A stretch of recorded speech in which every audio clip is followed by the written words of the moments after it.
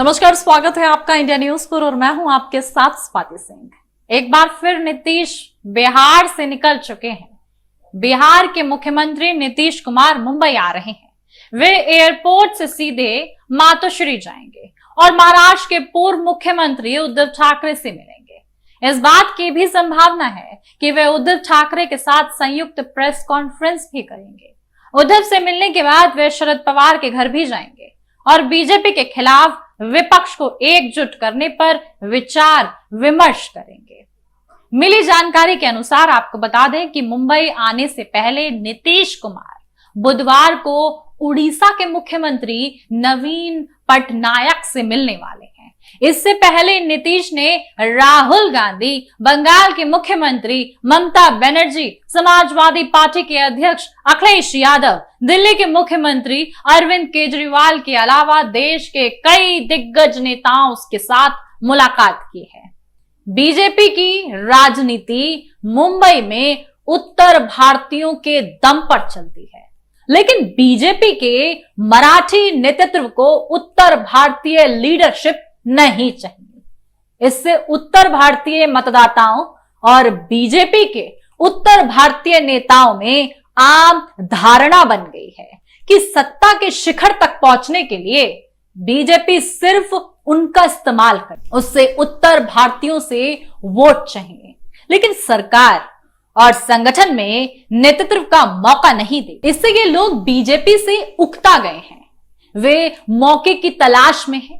संभव है कि बीएमसी चुनाव से पहले बड़ी संख्या में लोग इधर से उधर हों। उद्धव सेना, शिंदे सेना और कांग्रेस की पैनी नजर इन उत्तर भारतीय वोटरों और नेताओं पर है। प्रधानमंत्री नरेंद्र मोदी के कारण बड़ी संख्या में उत्तर भारतीय वोटरों का झुकाव बीजेपी की ओर बढ़ा।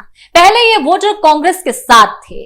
इससे कांग्रेस की राज्य और केंद्र में सरकार बनती थी और मुंबई महानगर पालिका में भी अच्छी खासी सीटें जीत कर आती थी।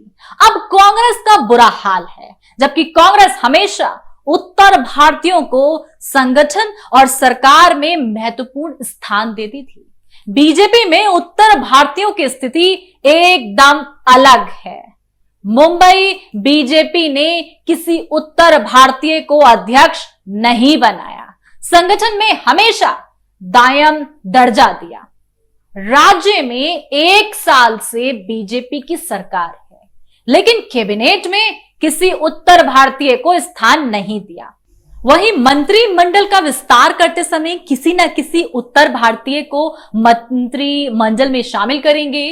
बीजेपी के उद्योगपति RN सिंह को विधान परिषद में भी भेजा और अब राजहंस सिंह प्रतिनिधित्व कर रहे हैं। पिछली फडणवीस सरकार में विद्या ठाकुर को राज्य मंत्री बनाया गया था। बीजेपी का वोटर उत्तर भारतीय है, लेकिन उसका नेतृत्व मराठी फेस करता है।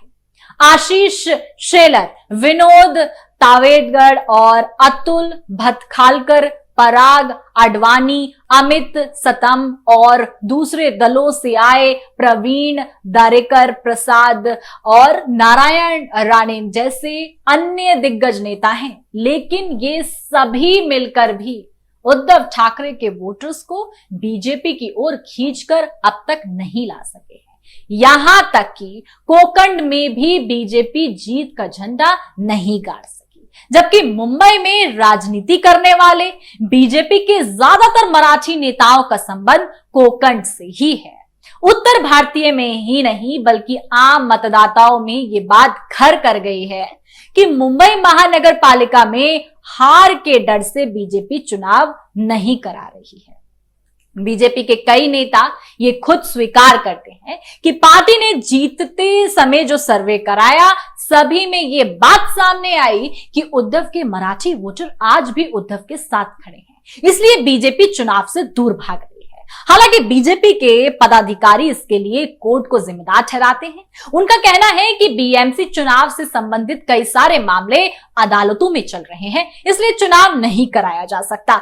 ऐसे में एक और नीतीश कुमार का मुंबई की तरफ रुख करना और विपक्ष को एकजुट करना ऐसे में नीतीश का ये कौन सा प्लान है जो अब तमाम विपक्ष को एक कर कर पूरा होगा?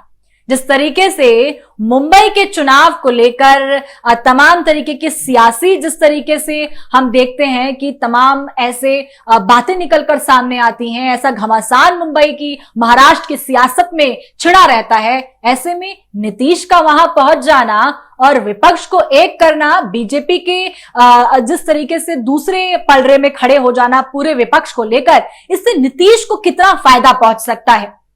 एक और तो बीजेपी के ऊपर एक साफ तौर पर ये सवाल खड़ा होता है कि वो उद्धव ठाकरे के वोटर्स को अपने पलड़े में कभी नहीं ले सकती, ना उसके वोटर्स वहां तक जा सकते हैं। लेकिन दूसरी ओर नीतीश जब मुंबई पहुंचते हैं तो नीतीश को कौन सा फायदा पहुंचता है? ऐसे तमाम अपडेट्स के लिए आप हमारे साथ बने रहें और देखते रहें इंडिया न्यूज। धन्यवाद।